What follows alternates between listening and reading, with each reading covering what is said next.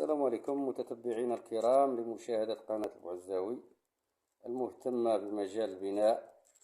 اليوم إن شاء الله يستعد فريق العمل المكون من بنائين ومتعلمين لمسايرة وتبليط هذا المنزل من الداخل والخارج.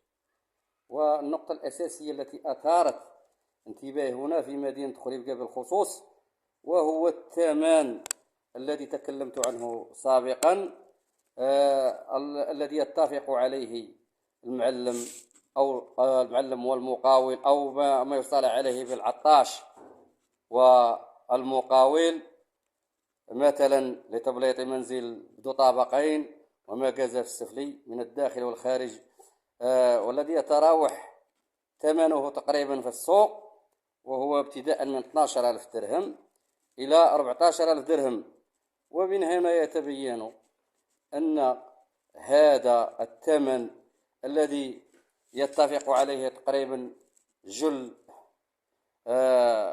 المنعشين العقاريين والمعلمين الذين يعملون بيدهم أو الذين يستعملون الملاسة كأداة لقوت يومهم، إنه غير منطقي ومقبول، لأن المعلم اليوم أصبح 150 درهم والمتعلم 120 درهم.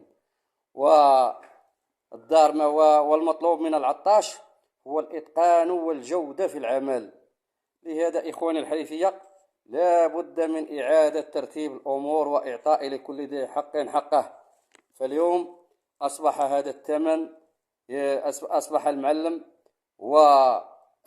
أو ما يصطلح عليه بالعطاش يلفت سخطا لكل من يتعامل بهذا الثمن، والذي يستعد للاتفاق على هذا المبلغ، فإنه غير منطقي. إخواني الحريفية، لا بد أحثكم عن إعادة ترتيب الأمور إلى نصابها، وخصوصا في مدينة خريبكا. والسلام عليكم ورحمة الله تعالى وبركاته. ولا تنسونا إخواني بالبارتاج وتفعيل جير الجرس، فإننا نبقى متشبثين بمبادئنا حتى ترجع الأمور إلى نصابها. والسلام عليكم.